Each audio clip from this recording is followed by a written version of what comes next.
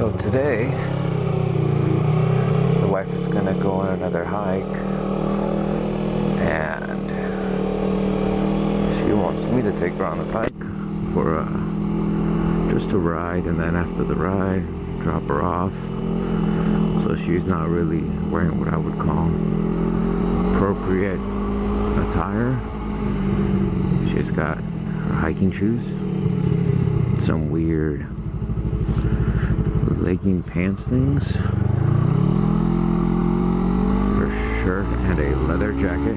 I think the leather jacket, gloves, and helmet is probably as good as it's gonna get for riding a tire. So we're gonna stay off the freeway and we're just gonna cruise. It is nice and cool out. It's overcast, considering that yesterday got to like 104 degrees, and now it's feels like maybe high 60s. But I'm gonna take some of my favorite little roads in town.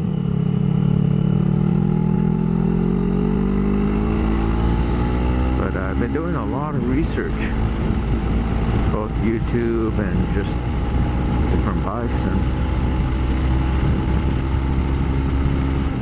I don't know, I'm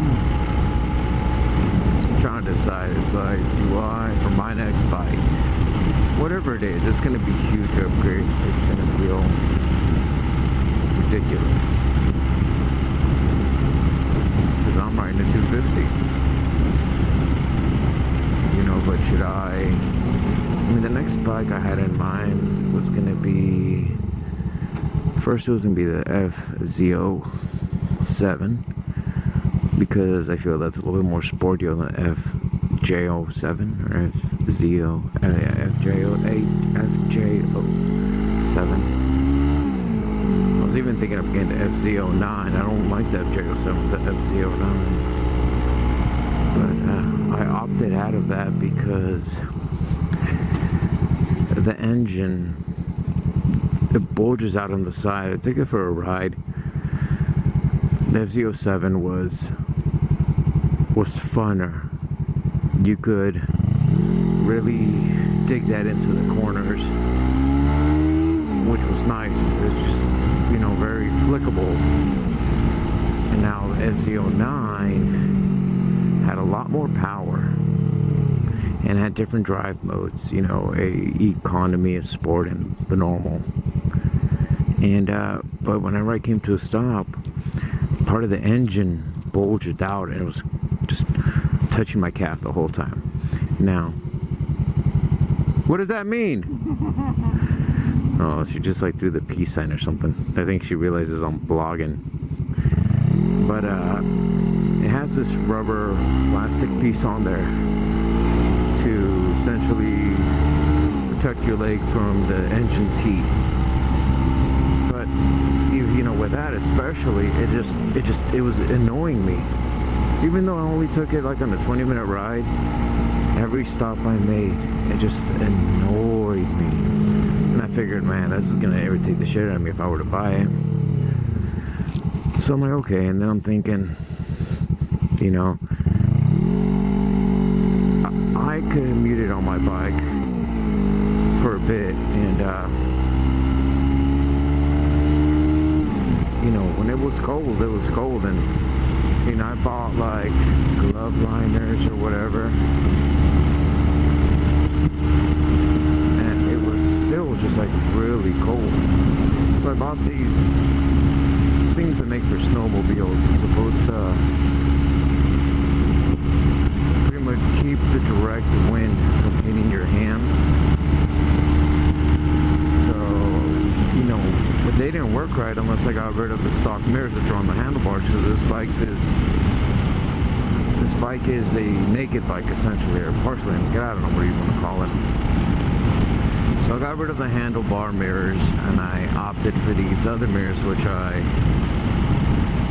modified to be able to put them on my aftermarket windscreen. So, you know, Oh, I lost my train of thought. So, okay, so now I'm thinking, okay, well, I definitely don't like the way the wind hits me while I'm riding, you know, on this naked bike, you know, especially on the freeways. I just don't, you know, it's like getting punched by a 5-year-old multiple places of your upper torso. But then again, I get it. I will be, because I am sitting more upright, I am going to be more susceptible to the wind on the freeway. But I don't like, you know, leaning. I don't like the way how a super sport or certain sports bikes make you, force you to be leaning, laying on the tape essentially. I don't like that. I don't find it comfortable whatsoever. So I'm thinking, okay. So now I'm looking for something with fairings, something that's got the mirrors in the front of the bike, not on the handlebars. So I did find a couple bikes like that. You know, one that I was really looking at was the Ninja 650. You know, it's got handlebars, you know, raised ups, it's a full fairing bike, mirrors are on the windscreen, on the windscreen, whatever, fairings, not on the handlebars. And it feels really comfortable. But now I'm like, okay, well, you know, jumping up from a 250 to 650 is a big jump. But, you know, my friend's got a Gixxer 750, another one's got a Gixxer 600. I haven't really heard my friend on the 600 talk too much about wanting a 1000. You know, he just re-geared his bike, so he's got ridiculous torque, and you know, he sacrifices top end speed for torque essentially. But my friend on the 750, he's already talking about how he wants an R1. You know, he wants a 1000. And I took a Hayabusa off our test ride last time Suzuki was over here with their demo truck. You know, he's not granted during a demo run, you can't really go crazy. You know, you got a representative from the company in front, representative from the company behind. But you know, I'm thinking, it's like, should I go with the Ninja 1000 instead of the Ninja 650? You know, and one of them said, the one that wants the 1000 told me, he said no, stick with the 600 or 700.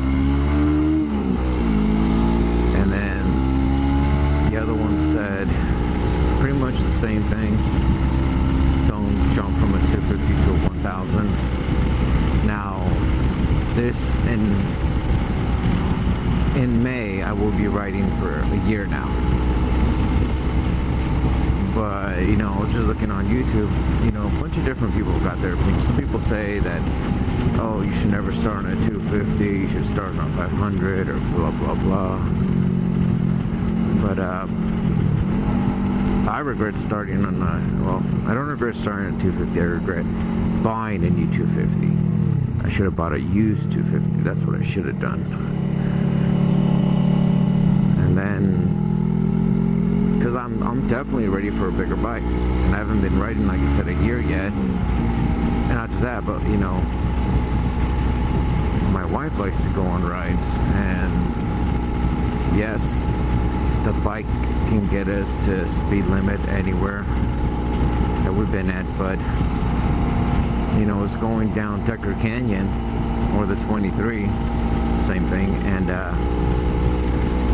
to find the torque that I needed to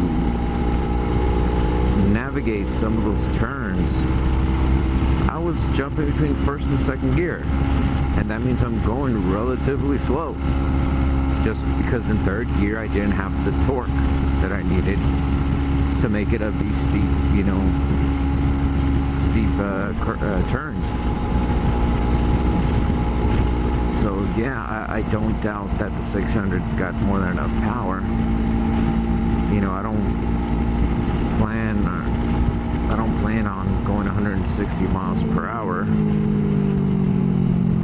You know, but as far as I think, since the Ninja 1000 and Ninja 650 are not considered super sports, I believe they top out around 120, 130, and they're in a different classification once you get into super sports, like my friend's gw250. He says he's taking it to like 150 or 155. Now we're looking at a bike with 1,000 cc's, a Ninja, with ABS and all these electronics, but yet it's governed to make it manageable, essentially. Because there's nowhere in California that you're going to be able to just let into those 1,000 cc's without essentially breaking the law. So then there's the question, do I really need 1,000 cc's? Wouldn't I just be fine with a Ninja 650, add a power commander to it, re-gear it, you know, mess with it that way, instead of getting a 1,000 cc bike that is toned down by the manufacturer? That's my dilemma. You know, I really like Kawasaki right now. I like what they have. I'm staying away from Suzuki because they just haven't done any major reampings. I think the word would be, you know, the stuff that they've done to their bikes I'm not impressed. They haven't really done any big upgrades lately. They've been little things here and there. So they're pretty much being left in the dust while Kawasaki, Honda, Yamaha, these other companies, well, maybe not Honda, Kawasaki, Yamaha, are, you know, relatively competitive prices, you know, as is the Suzuki, but they're not. But Suzuki's falling behind tech-wise and just appearance-wise, I believe. Honda, from what I've seen and heard, is just a pricey motorcycle. I'm not saying they're bad. I've never ridden a Honda, but from what I've seen and heard, they're just on the pricey side. So why would I pay that much more for essentially what I feel would be the name? And so I don't know, it's just an internal battle I'm having between a 650 Ninja or the 1000 Ninja. The 1000, yes, it has more power, but how much more of that power can you really put down when it has all that tech that governs it, you know, that's pretty much limiting you? You know, and same thing with the 650. You know, my friend is Gixxer 600. He says he's hit 150, but yet the Ninja 650 top speed is 125. Why? Is it because the bike is upright? So since it's upright seating, you have less control. You're not at one with the bike as if you were on a super sport, which kind of forces you to lean. I mean, I just don't understand the reasoning. I'm sure it's got to do a lot with just safety for the riders. But I don't know. 650, 1000. I mean, you know, if anybody's watching these videos when I load them up, yo, give me some, you know, advice in the comment section.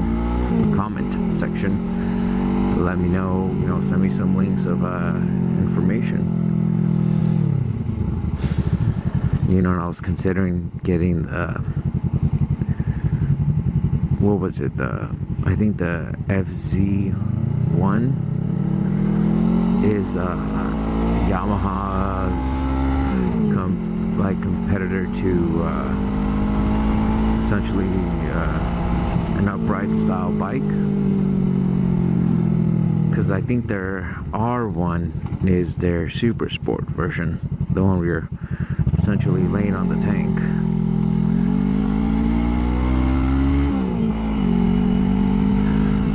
I don't know, I'm just, you know, but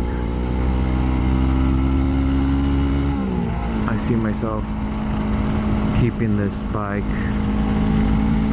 for a while, so I mean, I don't have to make a decision now. I don't have the means to make a decision now, you know, but I do know that the next bike's gonna be for my wife, even though she's gonna be able to smoke me whenever we're both ride separately. I think hers is gonna be a 600, maybe a 900. I don't remember what it is. Her bike is gonna be a Harley, because that's the thing that's low enough for her to be able to sit comfortably. Everything else is just really high.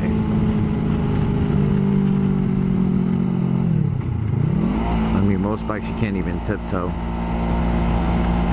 Like, she can't even touch the ground. So like, if she were to get on top of it, she can't put it upright because her feet won't touch the ground. That's how short she is. But she gets to go for a hike, and I get to go for a ride.